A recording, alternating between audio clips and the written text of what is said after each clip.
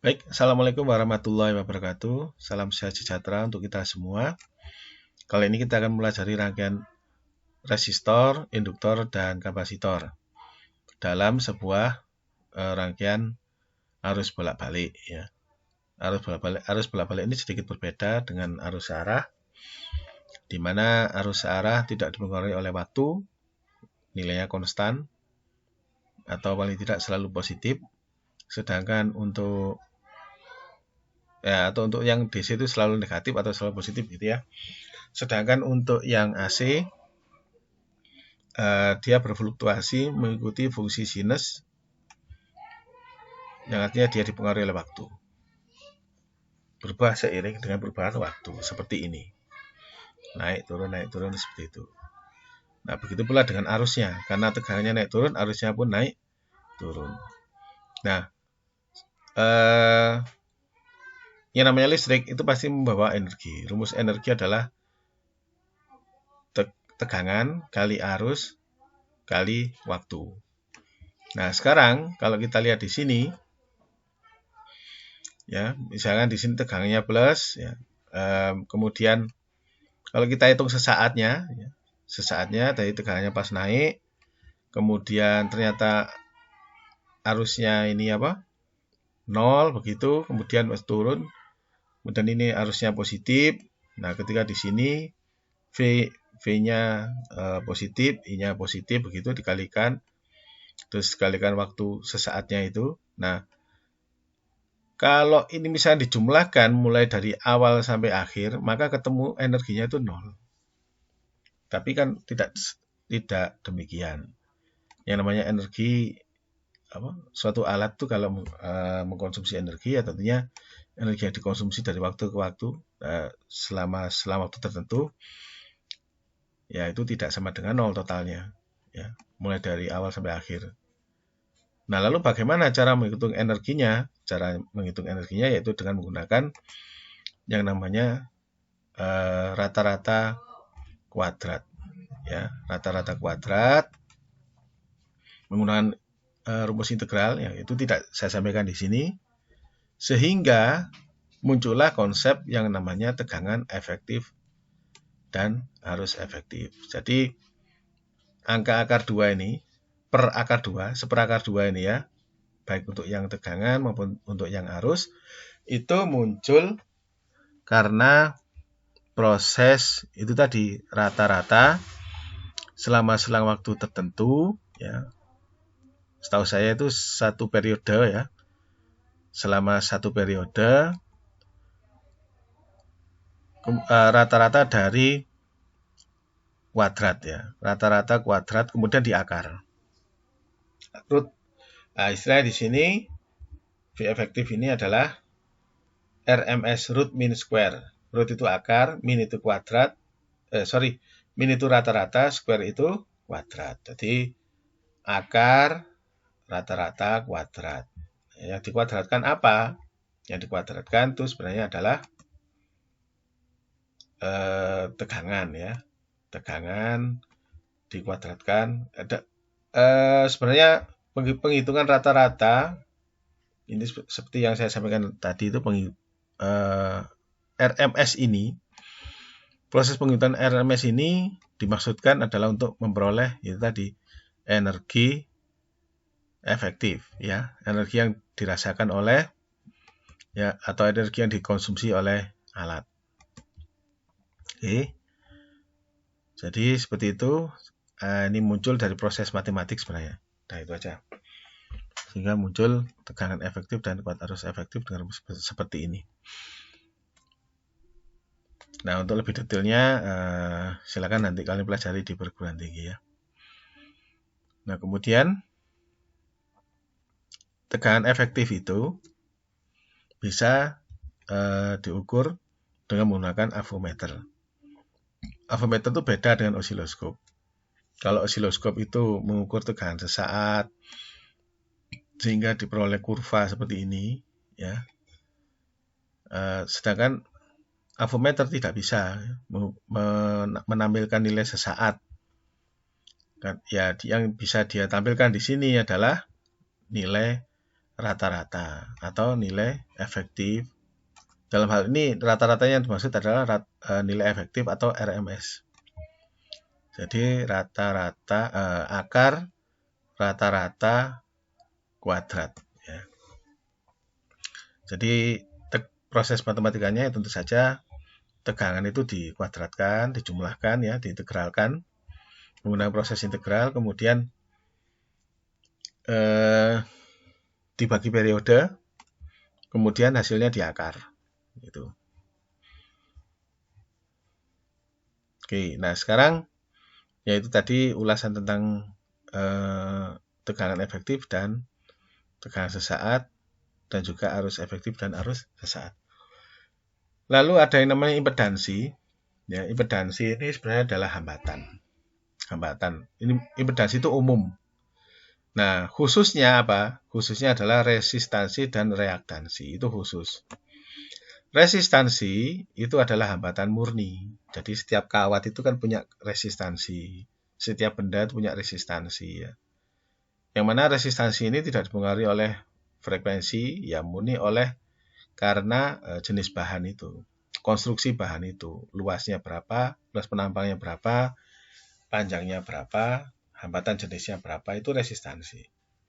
Nah, sedangkan reaktansi, namanya reaktan, ya, reaktansi. Ini hambatan yang muncul dari reaksi, sebenarnya. Dari reaksi komponen terhadap fluktuasi tegangan atau terhadap tegangan yang berfluktuasi, yang berubah-ubah. Nah, untuk yang induktif ya, induktor, reaktasi induktif itu ada pada induktor atau lilitan. Ya, seperti kita ketahui bahwa hukum Lenz itu, jadi kumparan itu, kalau dililitkan, ya, kemudian ada medan magnet yang masuk ke bidang kumparan itu, maka oleh induktor itu akan dilawan. Nah, medan magnetnya itu ternyata termasuk medan magnet yang berasal dari arusnya sendiri. Nah, di situ. Jadi ketika dia diberi arus, ya, saat pertama diberi arus itu muncul reaksi dari induktor itu. Nah, kemudian kalau itu misalkan arusnya itu searah, konstan begitu, maka reaksinya lambat laun hilang sehingga tidak ada hambatan yang berasal dari induksi itu. Ya, tidak ada hambatan yang berasal dari perlawanan terhadap medan magnet itu. Sehingga kumparan itu jika diberi DC arus searah, maka ya fungsinya hanya sebagai kabel, tidak lebih dari itu, atau sebagai resistor, ya, karena kabel itu juga punya resistansi. Nah, untuk kapasitor seperti yang sudah saya jelaskan, bahwa kapasitor itu bukan penghantar ketika dia diberi DC. Sebenarnya dia bukan penghantar, karena kapasitor tidak mungkin menghantarkan, karena kapasitor itu adalah komponen yang terdiri dari dua keping yang saling terpisah. Di antara keping itu ada bahan isolator yang seringkali disebut sebagai dielektrik. Ya, silahkan dibuka lagi materi arus DC, ya, di semester ganjil. Nah, seperti itu. Sehingga kalau diberi DC, ya, maka akan terjadi arus sesaat, yaitu arus transien namanya. Kemudian setelah arus transien ini habis, ya, maka ya sudah, tidak ada aliran lagi, berhenti sudah, arusnya 0. Dengan demikian dikatakan bahwa kalau kapasitor itu diberi arus bolak-balik, kalau diberi arus DC, ya, diberi tegangan DC, maka hambatannya menjadi tak terhingga, atau arusnya menjadi 0, karena arus itu berbanding terbalik dengan hambatan. Nah, jika kapasitor itu diberi tegangan bolak-balik, maka setiap saat akan terjadi arus transien. Arus transien ini, ya, Nah, perlu saya ingatkan lagi mungkin ya. Arus transien ini adalah arus pengisian dan arus pengosongan. Jadi ketika kapasitor itu terisi, maka pastilah terjadi arus. Ketika kapasitor itu dikosongkan, pastilah terjadi arus di luar kapasitor itu. Nah, sehingga bagi induktor, ya, reaktansinya itu sebanding dengan frekuensi. Yang artinya frekuensinya semakin besar, ya, dengan kata lain kasarannya itu semakin AC begitu, maka hambatannya semakin besar. Ya, reaktansinya itu semakin besar. Kalau omeganya ini 0, ya maka hambatannya 0. Omega 0 berarti arus DC. Sedangkan untuk kapasitor, ya ini semakin DC, ya semakin kecil omeganya, maka hambatan kapasitor semakin besar. Ya, karena semakin kecil omega, maka kapasitor ini semakin tidak menghantarkan. Nah, sedangkan semakin besar omeganya, frekuensinya ini ya, omega itu frekuensi sudut ya, kecepatan sudut sebenarnya. Nanti kita akan bahas omega ini kenapa disebut sebagai omega, kecepatan sudut. Nah, sudutnya yang mana gitu ya. Oh, kalau omega ini semakin besar, maka setiap saat terjadi arus transien. Itu artinya arusnya tidak sama dengan 0 ya, arusnya makin lama makin besar sehingga hambatan atau reaktansi dari kapasitor itu semakin kecil. Nah, kemudian R ya, resistansi ini seringkali disebut sebagai R ya. Sedangkan untuk induktor seringkali disebut sebagai L, kapasitor sebagai C ya. RLC itu memiliki yang namanya fasor. Fasor itu singkatan dari fase vektor. Apa itu fasor? Kita lihat dulu bentuk kurva ya, fakta dari kurva AC ini ya. Ini tabel yang harus kalian hafal itu ya. Nah, ini hafalannya. Penjelasannya ini. Yang kita amati di osiloskop itu kan seperti ini. Ya, kurva sinus seperti ini. Begitu pula dengan yang induktor, begitu pula dengan kapasitor, semuanya bentuknya sinus. Perlu diingat bahwa kurva sinus itu bisa dikatakan sebagai proyeksi, ya, proyeksi dari suatu batang yang berputar. Ya, suatu batang yang berputar. Kemudian terkena cahaya dan di sini ada bayangannya, begitu, ada bayangannya. Nah, plot dari bayangan dari waktu ke waktu itu akan membentuk bentuk seperti ini, bentuk sinus seperti ini. Ya, jadi plotnya itu adalah membentuk kurva sinus. Plot apa? Plot bayangan ini tadi. Jadi misalnya ada sinar ke sana. Jadi misalnya batang ini berputar ya, batang panah ini berputar ya, berlawanan dengan arah jarum jam ya. Itu kemudian di sini ada cahaya mengenai dinding gitu ya. Nah, tentu saja di sini kan ada bayangan ya. Bayangan ketika ini putar ke sana, maka bayangan itu naik ke atas begini. Ketika melampaui 90 derajat, bayangan itu akan memendek. Kemudian ketika di sini bayangan menghadap ke bawah, terus osilasi seperti ini. Naik, turun begitu ya. Nah, plot dari itu, dari waktu ke waktu, itu membentuk kurva seperti ini. Nah, sehingga untuk menganalisis, untuk mempermudah analisis ini, kurva sinus ini, kita gunakan analogi batang tadi. Nah, batang tadi disebut fasor atau fase vektor. Kenapa disebut vektor? Karena nanti pengoperasian matematika dari batang tadi itu mengikuti aturan vektor. Ya, contoh sini, misalkan di sini ada yang kecil ini adalah fasornya arus. Yang besar ini adalah fasornya tegangan. Nah, ini yang misalkan yang ini adalah tegangan gitu ya. Yang besar ini adalah tegangan, ini kurva tegangannya, ini kurva arusnya. Nah, untuk R, tegangan dan arus itu sefase. Ya, sefase, satu tahap. Jadi kalau 0, V-nya 0, I-nya ya 0. Kalau maksimum, I-nya ya maksimum. Kalau 0, seperti ini, mengikuti terus. Gitu. Sehingga bisa dikatakan bahwa fasor dari V dan I untuk jika tegangan bolak-balik itu dikenakan pada resistor ya,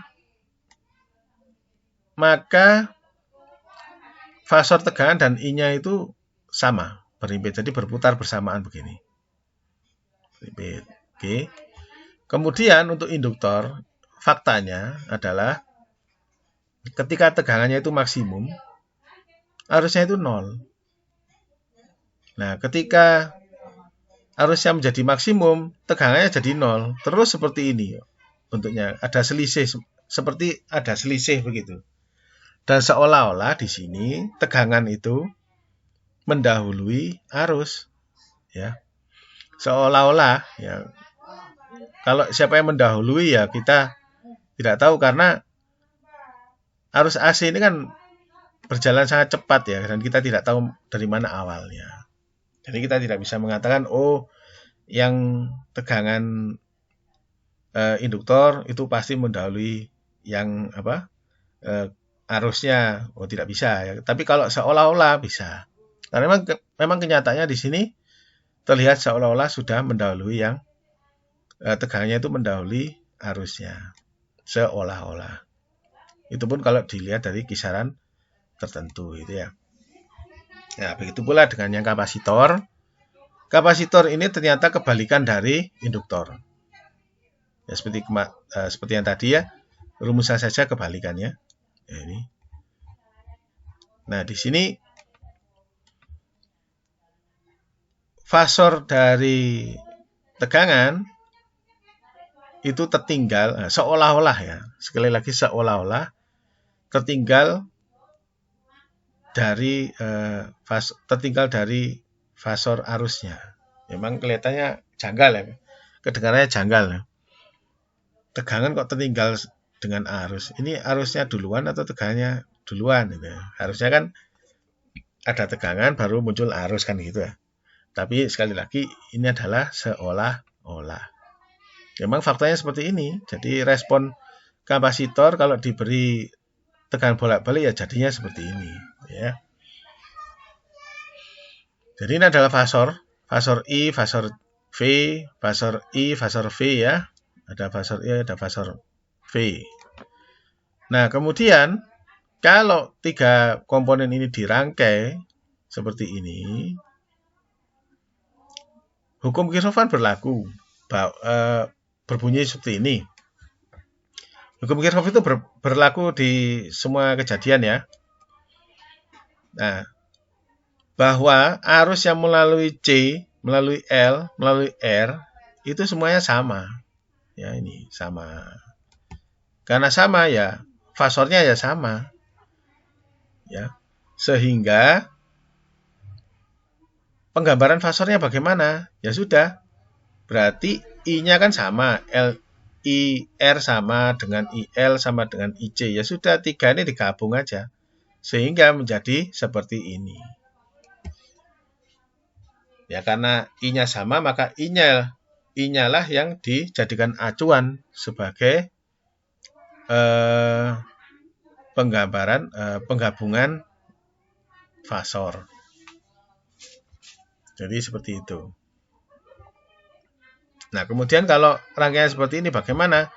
Ya, fasor ini, empat fasor ini akan berputar begitu. Nah, kita lihat di sini. Nah, ini baru kelihatan. Setelah ini kita akan lihat efek vektornya. Kita lihat di sini.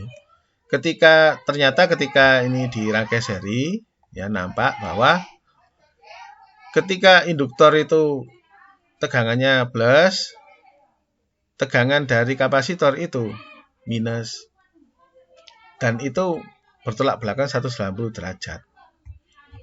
Atau misalkan kalau ini digabung begitu ya. Ketika kurvanya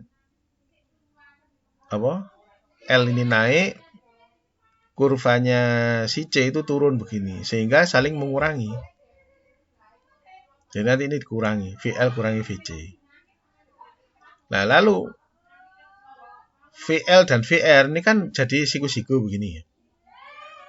Nah, jumlah VL, ya, penjumlahan secara vektor ya, dari fasor vertikal ini, VL kurangi VC, dan VR itu menjadi tegangan total, yaitu tegangan sumber ini.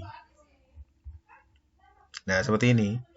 Jadi VR kuadratkan, kemudian ditambahkan dengan VL kurangi VC kuadrat, lalu diakar. Itu menjadi tegangan total alias tegangan sumber. Nah, sehingga seperti ini ya. Ini prosesnya, jadi ini, kurangi seperti ini. Sehingga ini VL kurangi VC. Nah, kemudian di sini ada V ya. V itu adalah, istilahnya adalah penentu faktor daya. Karena faktor daya itu adalah cos V. Itu nanti kaitannya dengan penghitungan daya pada rangkaian arus bolak-balik. Seperti itu. Jadi ada faktor daya.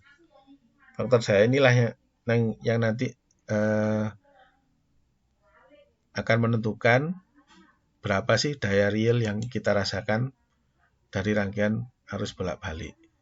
Ya, jadi kalau kita punya perangkat seperti lampu, kemudian mixer itu kan menggunakan arus bolak-balik ya. Nah, itu daya realnya itu seberapa besar. Nah, daya real ini terkait dengan apa yang sebenarnya kita yang kita ambil manfaatnya gitu. Dari dari alat yang menggunakan arus bolak-balik itu. Jadi nanti akan ada daya semu sama daya real, ya, daya nyata. Nah,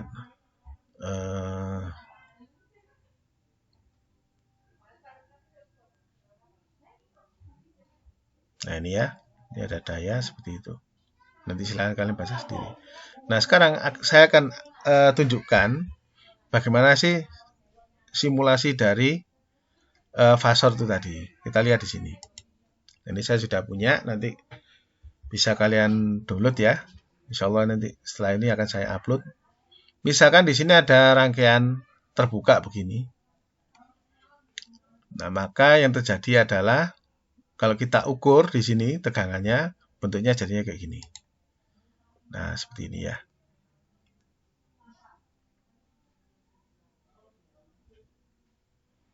Oke. Nah, seperti ini. Jadi ini berputar begitu. Kita lihat ya. Nah, oke. Ini ada penggarisnya. Nah, ini kan proyeksi ya. Jadi plot dari bayangan ya. Bayangan ini batang ini terhadap pada ini sumbu vertikal ini. Jadi kalau diplotkan jadi seperti itu. Sehingga nanti seperti ini ya. Nah, ini ya. Nah, ini kalau kita ikuti ini. Nah, seperti itu ya. Kalau kita kamu perhatikan ujung dari panah itu dengan awal dari kurva ya, seperti itu ya. Nah, mengikuti seret terus begitu. Nah, oke. Sekarang misalkan rangkaian ini adalah rangkaian R saja. Nah, seperti ini. Maka yang ada hanyalah resistansi. Dan Z ini adalah impedansi ya. Impedansinya akan menjadi sama dengan resistansi saja, 3 ohm. Tidak ada pengaruh frekuensi apa-apa di sini. Jadi langsung ngikut aja sama. Kemudian fasornya bagaimana? Nah, ini muncul fasor yang coklat ini adalah fasor I ya. Nah, ini warnanya coklat ya. yang merah ini adalah tegangan dari R itu. Jadi karena dirangkai seperti ini, maka tegangan dari R sama dengan tegangan sumber. Kita lihat. Nah, seperti ini.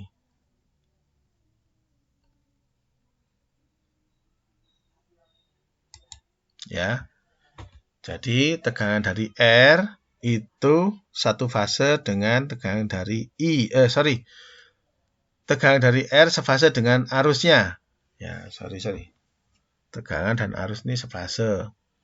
Sefase ini artinya tahapannya itu sama. Jadi kalau pas naik ya naik, pas turun gitu ya.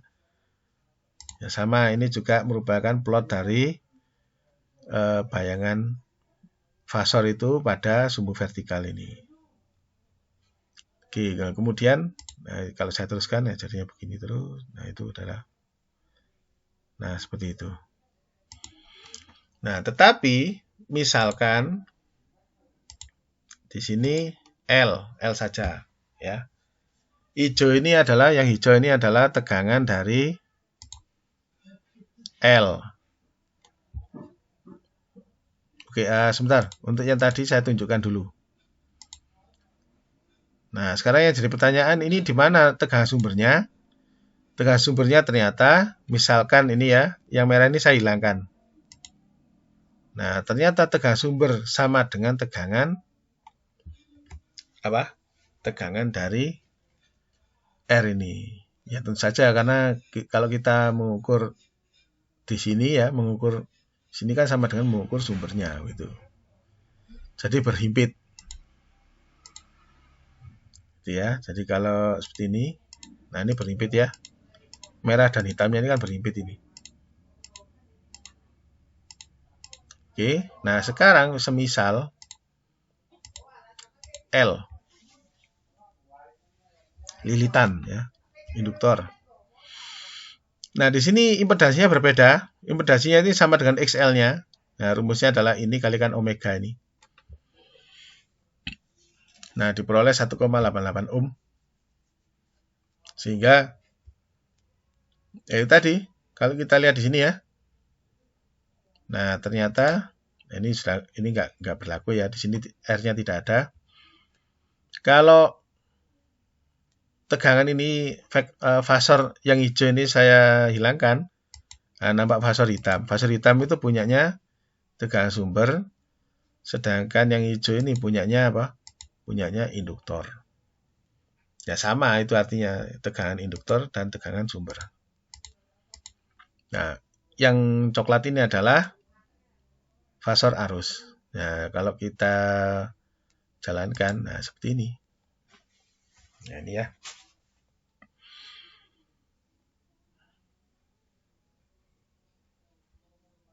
Nah, yang kita amati di osiloskop kan yang ini ya, yang kurva sinusnya. Sedangkan yang ini kan analogi vektor, analogi fasornya itu tadi. Nah, akan lebih mudah kalau kita menganalisanya menggunakan fasor. Ya. Kalau kita ngitung ini per saat, ya lama karena ini fluktuatif. Anggap saja fasor ini merupakan kesimpulan dari rangkaian kejadian fluktuasi arus dan tegangan. Jadi ini kesimpulannya di sini sudah. Jadi cukup kita menganalisa fasornya ini, kita bisa mendapatkan kesimpulan untuk seluruh rangkaian ya. Baik itu pada arusnya ataupun pada tegangannya. Jadi seperti itu. Nah, di sini kalau kita lihat ketika arusnya di atas ya, tegangannya 0. Kemudian kalau turun ini jadi 0, tegangannya naik seperti itu. Dan seterusnya. Sehingga seolah-olah di sini ada selisih 90. Seolah-olah tegangannya itu mendahului 90 derajat dari arusnya. Nah, sekarang kalau kapasitor, ya. Nah, di sini fasornya memendek ya. Fasornya I itu menjadi pendek seperti ini yang mengikuti, tentu saja ini panjangnya itu mengikuti nilai ya, nilai. Nah, di sini C-nya ini saya beri nilai 0,002 farad ya. sehingga hambatannya menjadi besar dan arusnya menjadi kecil begitu. Ini kalau saya terus terang di sini saya kalau mau mengubah angka ini coba misalnya saya ubah ya. Nah, jadinya akhirnya jadi kayak gini.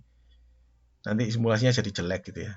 Coba ini kalau saya buat 0,02 ini jadi 4. Coba. Nah, kita gini aja.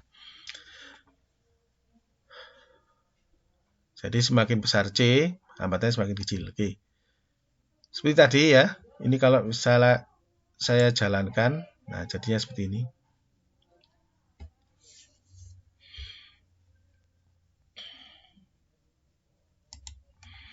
Ini kalau yang biru saya hilangkan, kelihatan hitam, itu artinya tegangan sumber dan tegangan kapasitor itu berimpit, alias sama.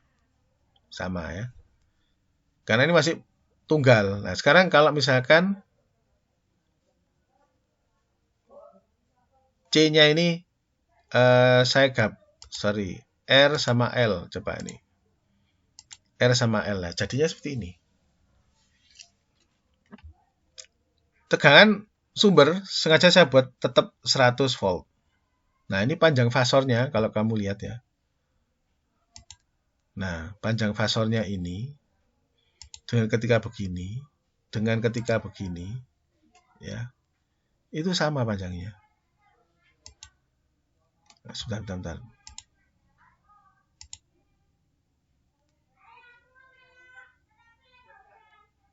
Oh, sorry, di sini ada perbandingannya ya. Jadi, coba ini saya putar. Oke, sebentar saya putarnya. Nah, oke, kira-kira di sini ya. Coba kalau L saja. Rangkaian L saja. Coba jadinya kayak apa. Nah, panjang fasor ini dengan ketika yang tadi itu, ya panjangnya ini loh. Itu sama itu. Ketika sini panjangnya itu sama. Pun dengan ketika begini. Sama itu panjangnya. Artinya apa? Ini dirangkai kayak apapun, tegangannya itu tetap panjangnya. Tetapi komposisi tegangan R, tegangan L, tegangan C-nya itu yang mengikuti. Jadi itu prinsipnya seperti itu. Jadi bukan terus kalau apa? Tegangan X-nya itu yang tetap sehingga Vmax-nya ini bisa naik turun, tidak ya. Vmax-nya itu panjat seperti ini. Tetap Vmax adalah V total ya.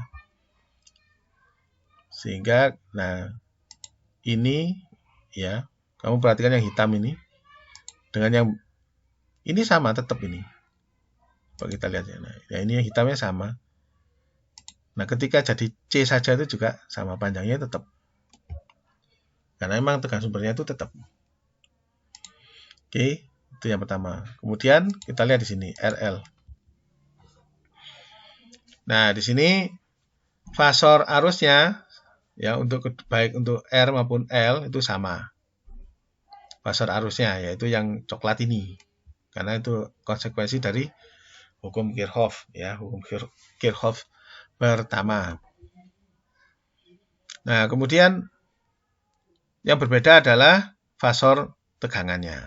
Yang hijau punyanya induktor L, yang merah punyanya R. Ini saya sudah beri warna sesuai dengan nilai di sini, sesuai dengan yang ada di sini.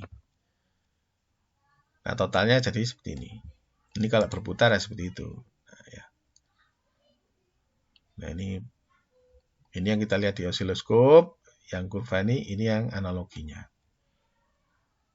Oke, seperti itu.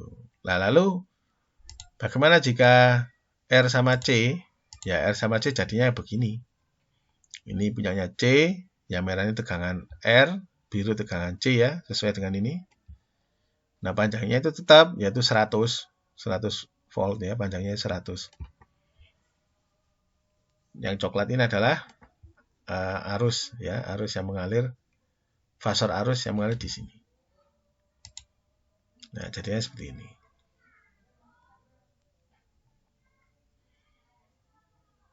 Nah, sekarang kalau rangkaiannya itu L sama C saja, nah jadinya begini tolak belakang ya. Sehingga ya ngitung fasor totalnya itu ya tegangan yang hijau ini dikurangi tegangan yang biru. Ya, sehingga dapatnya tegangan yang hitam. Kalau birunya saya hilangkan, nah ini ya. Seperti itu. Ini rangkaian LC ya. Nah, jadinya begini. Nah, ini kan ketika yang hijau turun, yang biru naik. Yang hijau naik, yang biru turun ya. Jadi selalu seperti itu. Ya, memang sifat L dan C akan selalu seperti itu. Akan selalu saling bertolak belakang. Kalau dia dirangkai seri, yang bertolak belakang adalah tegangannya. Ya, bertolak belakang. Nah, namun fasor arusnya ya, atau ini arusnya ini itu selisih 90 derajat dari keduanya. Nah, seperti ini. Nah, sekarang bagaimana kalau ketiganya dirangkai? Nah, jadinya seperti ini ya. Kalau ketiganya dirangkai menjadi seperti ini. Sehingga di sini ada selisih ya. Ini V ini adalah selisih sudut ya. Ya, ini adalah minus 63,7 derajat. Ini selisihnya ini. Ini yang nanti akan menjadi penentu faktor daya. Coba kita putar.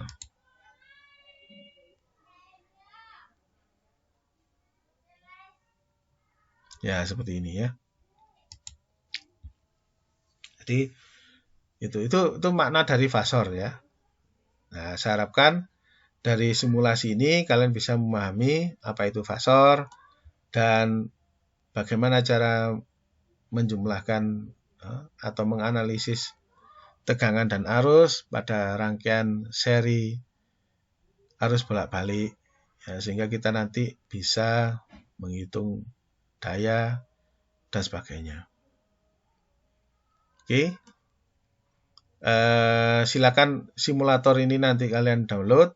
Nah, ini hanya bisa dimainkan di komputer, tidak bisa dimainkan di HP. Oke, dengan begitu, nah, silakan nanti kalian pelajari, kalian ubah-ubah angkanya. Ya. Sekian dari saya. Assalamualaikum warahmatullahi wabarakatuh.